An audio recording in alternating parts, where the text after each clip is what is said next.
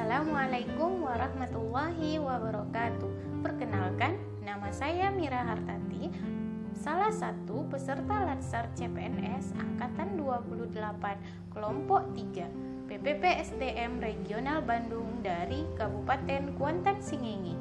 Baiklah, saya akan memaparkan tugas individu saya yang berjudul Isu Kontemporer di Tempat Kerja. Pendidikan jarak jauh yang kurang efektif di SDN 001 Simandola. Pengertian pendidikan jarak jauh.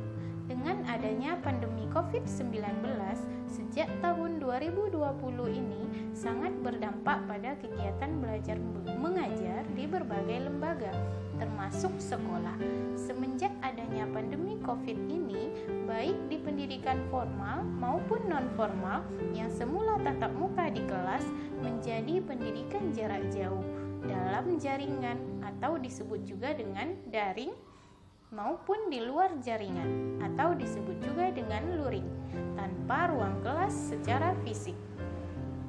Hal ini berdasarkan surat edaran nomor 4 tahun 2020 yang diterbitkan oleh Bapak Mas Menti Nadiem Anwar Makarim tentang pelaksanaan pendidikan dalam masa darurat coronavirus. Pendidikan jarak jauh yang kurang efektif di SDN 001 Simandola, saya mengambil beberapa isu, tetapi saya mengemukakan isu yang paling aktual, problematik, kehalayakan, layak, dan kesimpulannya harus diteliti, yaitu kurang efektifnya pembelajaran jarak jauh. Berdasarkan teknik tapisan, saya akan menyampaikan kurang efektifnya pembelajaran jarak jauh di SDN 001 Simandola. Yang pertama, aktual. Pandemi COVID-19 sampai sekarang ini masih hangat dibicarakan di berbagai penjuru, baik oleh pemerintah, guru, orang tua, bahkan siswa itu sendiri. Selanjutnya, problematika. Pembelajaran jarak jauh menjadi masalah bagi siswa, orang tua, bahkan guru, karena menuntut orang tua secara maksimal dalam membantu siswa ketika belajar. Pembelajaran ini juga membutuhkan kuota internet yang besar, sinyal yang stabil, dan haruslah menggunakan handphone Android. Sedangkan kita sangat mengetahui bahwa di masa pandemi ini perekonomian turun drastis. Selanjutnya, kehalayakan. Masalah pembelajaran jarak jauh sangat dirasakan oleh semua kalangan di masyarakat, baik dari latar belakang maupun ekonomi. Yang terakhir, layak. Isu kurang efektifnya pembelajaran ini akan berdampak besar bagi kualitas pendidikan di Indonesia.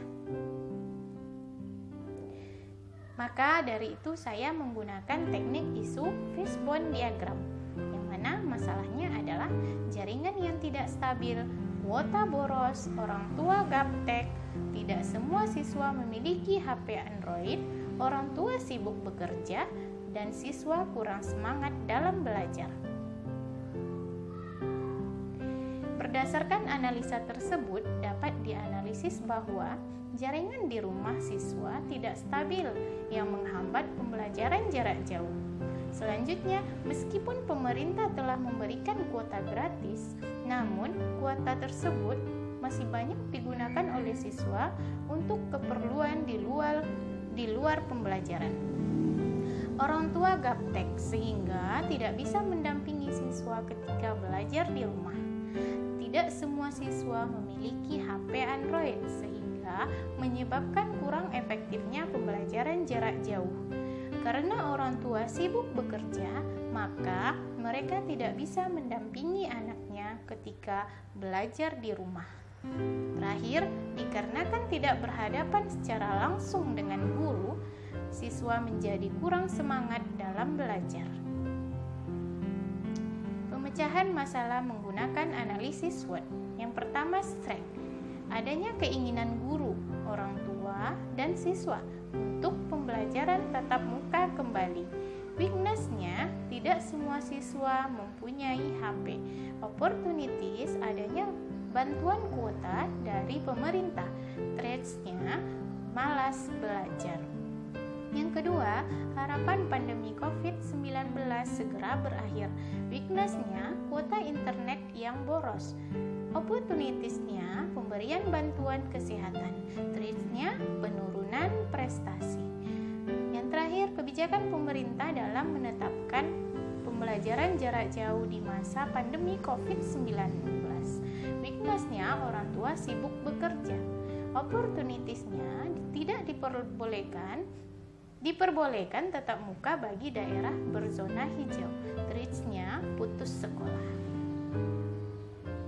Rekomendasi penyelesaian masalah.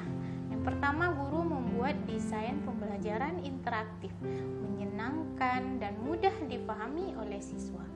Yang kedua, orang tua mendampingi anaknya ketika belajar dan berkonsultasi dengan guru bila ada yang kurang dipahami mengenai internet.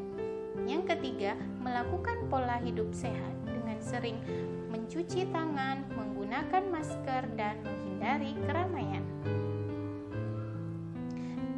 Demikianlah paparan tugas individu saya. Lebih dan kurang saya mohon maaf. Wabillahi taufiq wal hidayah.